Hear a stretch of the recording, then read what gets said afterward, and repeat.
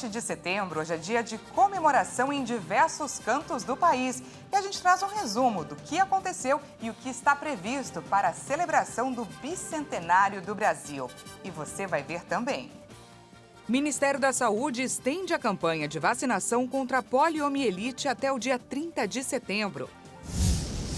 Polícia Civil de Minas Gerais investiga 3 marcas de petiscos por suspeita de contaminação e morte de mais de 40 cachorros. Vladimir Putin nega o uso do fornecimento de energia como arma contra a Europa. E ainda, a agência da ONU exige a criação de uma zona de segurança em torno da usina nuclear de Zaporízia. Essas e outras notícias você confere a partir de agora. Olá, boa tarde, seja bem-vindo, nós estamos ao vivo, agora 1h01 pelo horário de Brasília. Vamos juntos conferir o que é destaque no Brasil e no mundo nesta quarta-feira. E a gente começa falando sobre, é claro, o 7 de setembro, que foi comemorado com desfile cívico-militar na esplanada dos Ministérios em Brasília. O evento contou com diversas apresentações na comemoração dos 200 anos da independência do Brasil. Vamos conferir. Logo cedo, a arquibancada na esplanada dos Ministérios começou a receber o público para acompanhar o desfile em comemoração ao bicentenário da independência. O presidente Jair Bolsonaro chegou em um carro aberto, ao lado da primeira-dama Michele Bolsonaro. Também marcaram presença no ato o atual vice-presidente general Hamilton Mourão e o general Braga Neto. Entre os convidados estava o presidente de Portugal, Marcelo Rebelo de Sousa. Bolsonaro recebeu as honras militares e o pedido das tropas para dar início ao evento. Um paraquedista desceu no céu de Brasília com a bandeira nacional para entregá-la ao presidente. E com o hino nacional brasileiro, foi aberto oficialmente o desfile cívico-militar da independência. A Esquadrilha da Fumaça brilhantou as comemorações, jogando fumaça com as cores da bandeira no céu da esplanada dos Ministérios. Os eventos em torno do bicentenário incluíram desfiles das Forças Armadas, das Polícias Militar e Rodoviária Federal e do Corpo de Bombeiros, com tropas, equipamentos e veículos terrestres da Aeronáutica, do Exército e da Marinha. O evento ainda contou com a participação dos estudantes dos colégios militares e das escolas públicas do Distrito Federal. Outro destaque foi o tradicional desfile de aeronaves e os paraquedistas militares. Segundo o Ministério da Defesa, mais de 3.000 militares marcaram presença no desfile. E olha só, as comemorações em Brasília começaram bem antes. Logo nos primeiros minutos desta quarta-feira, fogos de artifício nas cores verde e amarelo iluminaram o céu da capital. O Ministério do Turismo programou o espetáculo de fogos para marcar o bicentenário da independência da República na Torre de TV, um ponto turístico da capital federal no eixo monumental, a 2,5 km da esplanada dos Ministérios. Assim como no Ano Novo, o espetáculo pirotécnico começou na virada entre os dias 6 e 7 à meia-noite, durou cerca de 3 minutos e após o show de fogos, o sistema de som tocou o hino nacional. O público participou da festa em frente à torre. Depois que o evento acabou na Torre de TV, uma carreata passou pelo eixo monumental e houve um buzinaço. E aqui em São Paulo, a comemoração aconteceu no bairro do Ipiranga, no Parque da Independência. E a nossa repórter Maria Clara Leite esteve por lá mais cedo e traz pra gente os detalhes. O desfile cívico-militar, com a participação de cerca de 10.000 pessoas, entre civis e militares, começou às 8h45 da manhã deste 7 de setembro, aqui na Avenida Dom Pedro I, no Ipiranga, em São Paulo, com homens do Exército e seus carros, tanques de guerra, cavalaria, viaturas, tiro de guerra, Força Aérea Brasileira, Marinha, Guarda Civil Municipal, várias associações, pessoas com deficiência, alunos de escolas estaduais, municipais e particulares, além de outras bandas marciais. A gente lembra que também faz parte das comemorações do bicentenário da independência a inauguração oficial do Museu do Ipiranga neste 7 de setembro. Museu este que fica bem ali atrás do Monumento à Independência, bem atrás do Parque da Independência. Esse museu, ele ficou fechado por 9 anos. ele passou por uma reforma que demorou 3 anos, uma reforma que custou mais de 200 milhões de reais. E hoje, então, ele é reinaugurado. A partir de amanhã será reaberto ao público. E a grande novidade é que durante 2 meses a entrada no Museu do Ipiranga será gratuita. É isso mesmo. Mas para visitar o museu será preciso fazer um agendamento no site museudoipiranga.org.br. E como a Maria Clara comentou, neste feriado aconteceu uma inauguração simbólica para 200 estudantes de escolas públicas e trabalhadores da obra de recuperação. Vamos conferir como ficou. Depois das reformas, o novo Museu do Ipiranga vai receber o público para conferir a história da independência por meio das artes. Estão programadas 12 exposições, sendo 11 de longa duração e uma mostra temporária. As de longa duração são divididas em 2 eixos temáticos: para entender a sociedade e para entender o museu. Já a exposição de curta duração, denominada Memórias da Independência, deve ficar aberta por 4 meses a partir de novembro. O circuito do Museu Paulista conta com 70 peças audiovisuais, salas imersivas, espaços interativos e acessibilidade, com mais de 300 recursos multissensoriais disponíveis para todos os públicos, como telas táteis, maquetes e réplicas ampliadas de diversos itens do acervo. Um dos destaques do museu é o quadro Independência ou Morte, de Pedro Américo, com pouco mais de 7 metros de comprimento e 4 metros de altura. E a pintura que representa Maria Quitéria de Jesus, combatente baiana da Guerra da Independência do Brasil, é um dos principais períodos retratados pelo museu. As pinturas no teto, também restauradas, são outro destaque do eixo monumental. Uma estátua de Dom Pedro I, que deu o grito de independência às margens do rio Ipiranga em 1822, também integra o espaço. A obra foi inaugurada em 1923, nas comemorações do 1º centenário. O Rio de Janeiro também presta um tributo cívico-militar ao bicentenário da independência. E Copacabana é o palco da cerimônia comemorativa dos 200 anos da independência do Brasil. A principal cerimônia comemorativa destes 200 anos no Rio de Janeiro acontece na Avenida Atlântica, em Copacabana. Na solenidade estão programados para essa tarde show aéreo da Esquadrilha Céu e a apresentação de bandas de música dos fuzileiros navais do 1º Batalhão de Guardas da Força Aérea Brasileira e da Polícia Militar do Estado do Rio de Janeiro. A frota da Esquadrilha Brasileira e a artilharia ficam estacionadas no Forte de Copacabana e devem executar salvas de 21 tiros em homenagem ao bicentenário da independência. Em Minas Gerais e também no Espírito Santo acontecem desfiles cívico-militares nesse 7 de setembro. E agora, mudando de assunto, a gente traz um aviso. Por conta da baixa adesão, o Ministério da Saúde prorrogou a campanha de vacinação contra a poliomielite. A previsão era terminar na sexta-feira, mas pais e responsáveis têm até o dia 30 para imunizar as crianças de 0 a 5 anos.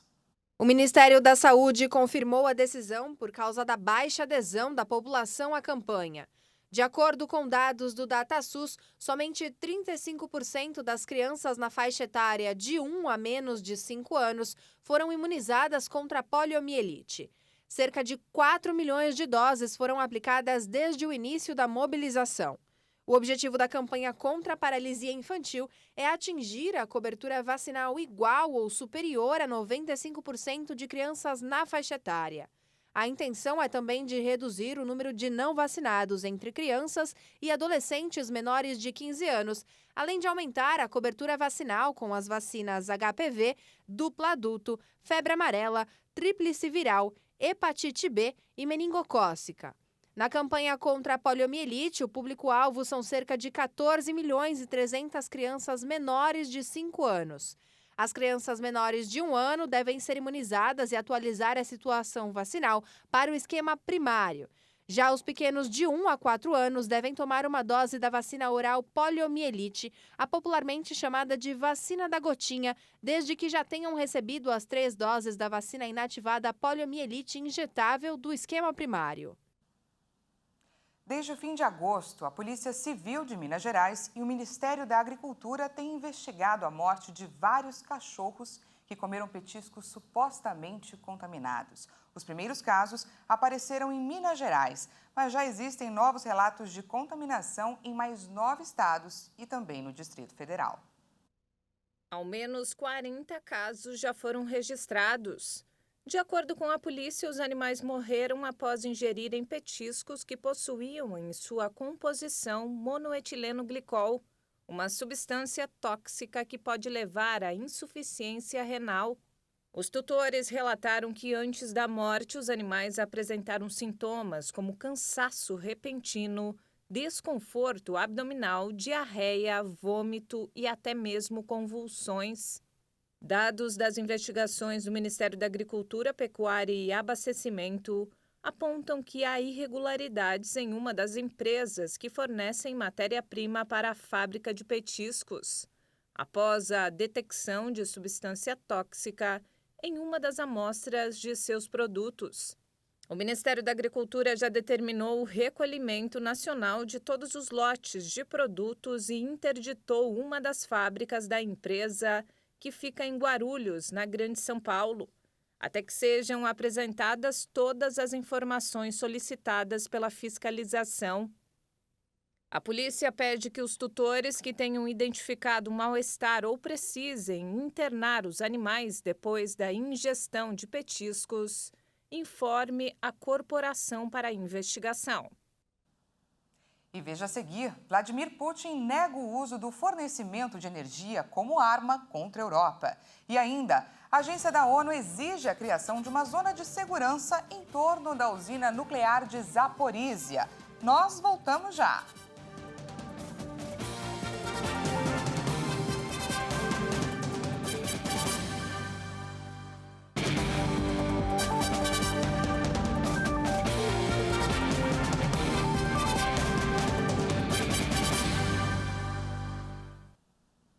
Seja bem-vindo mais uma vez, estamos de volta ao vivo, agora 1h14 pelo horário de Brasília e voltamos com destaque internacional.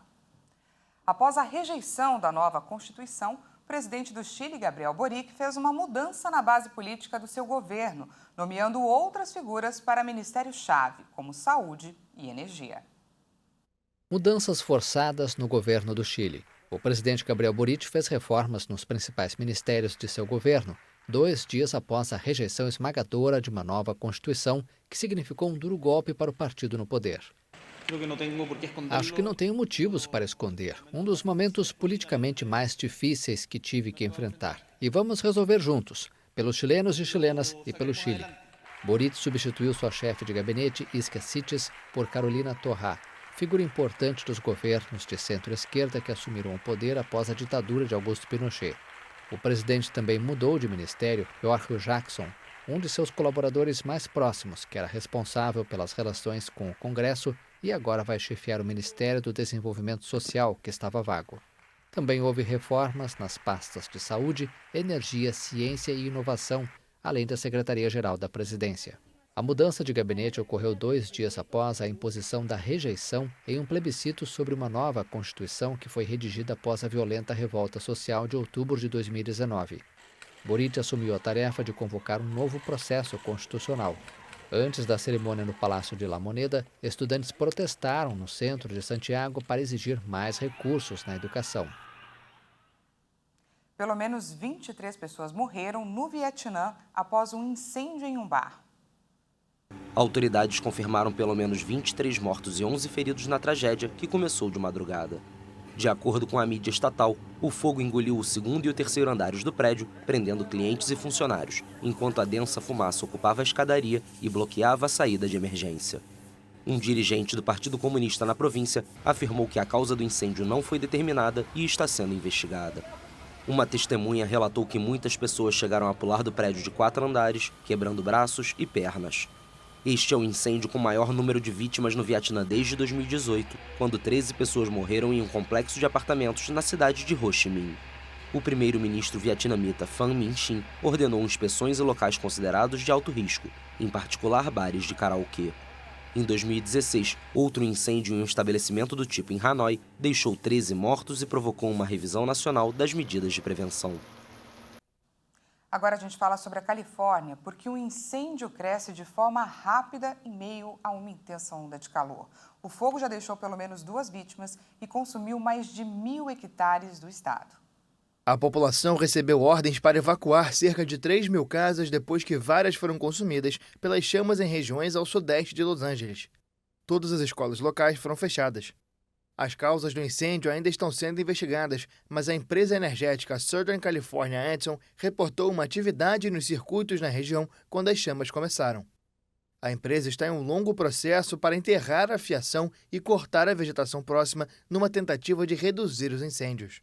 A ISO Califórnia, uma operadora que supervisiona o funcionamento do sistema elétrico no estado, emitiu um chamado urgente para que os moradores reduzam o consumo elétrico e avisou que pode haver interrupções no fornecimento. Os incêndios se tornaram recorrentes em meio a uma forte seca e uma onda de calor com temperaturas de até 40 graus Celsius. Cientistas alertam que o aquecimento global está alterando os padrões climáticos e fazendo com que os fenômenos naturais se tornem mais intensos e frequentes. E na República Democrática do Congo, uma passarela desabou durante uma cerimônia de inauguração. Um vídeo que circula nas redes sociais registrou o momento em que a construção cedeu. Diversas pessoas estavam no local na hora do acidente, mas felizmente ninguém se feriu. De acordo com informações de agências de notícias locais, a passarela seria feita para ajudar pessoas a atravessarem um rio que transborda em épocas de chuva. Agora a gente fala sobre o conflito no leste europeu. A agência da ONU exigiu a criação de uma zona de segurança em torno da usina nuclear de Zaporízia. Vamos ver. A Ucrânia apoiou nesta quarta-feira o envio de capacetes azuis da ONU à central nuclear de Zaporízia, ocupada pelas tropas russas. O diretor da Energoatom, a operadora nuclear estatal ucraniana Petro Kotin, declarou que mobilizar o contingente de manutenção de paz e retirar os militares russos pode ser um dos meios para criar a zona de segurança no local. O posicionamento veio um dia após a divulgação de um relatório pela Agência Internacional de Energia Atômica que pedia a criação de uma zona de segurança. The hits that this facility has received and that Os ataques que esta instalação recebeu e que eu fui pessoalmente capaz de ver e avaliar junto com especialistas são simplesmente inaceitáveis. Estamos brincando com fogo e algo muito catastrófico pode acontecer. we are playing with fire and something very, very catastrophic could take place. Nesta quarta, o diretor interino da agência nuclear ucraniana, Oleg Korykov, listou perigos que a usina corre em meio ao conflito com os russos. Можемо потенційно попасти в ситуацію.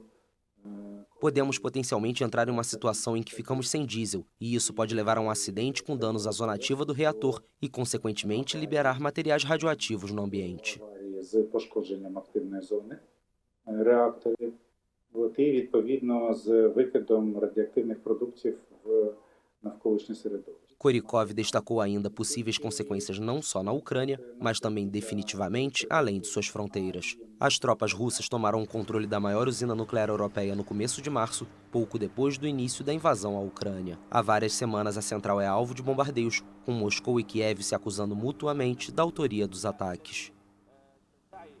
Em uma conferência com países asiáticos, o presidente russo Vladimir Putin negou que utiliza o fornecimento de energia como arma contra a Europa. Ele também afirmou que a Rússia está em um beco sem saída por conta das sanções. Vamos conferir. O presidente russo Vladimir Putin afirmou nesta quarta-feira que é impossível isolar a Rússia em um fórum econômico destinado a reforçar os vínculos com os países asiáticos, a grande aposta do Kremlin para driblar as sanções ocidentais pela ofensiva na Ucrânia. Desde que o conflito começou em 24 de fevereiro, Estados Unidos e União Europeia anunciaram uma série de sanções econômicas e individuais. Diante da deterioração das relações com as capitais ocidentais, Moscou volta a atenção para o Oriente Médio, Ásia, África e América Latina. Todos dizem que a Rússia está usando a energia como arma, mais bobagem. Que arma usamos? Fornecemos o quanto é necessário de acordo com os pedidos dos nossos parceiros. Nós entregamos o que eles pedem. Não fornecemos gás do nada. Fazemos de acordo com a demanda. Se há um pedido, então o atendemos.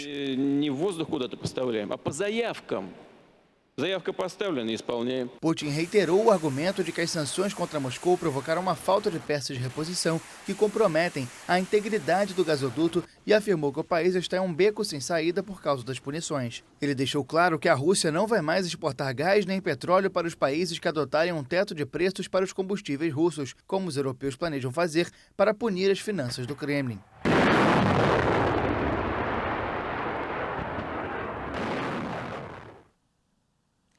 O Chelsea, que está tendo um início de temporada conturbado, anunciou nesta quarta-feira a demissão do técnico alemão Thomas Tuchel.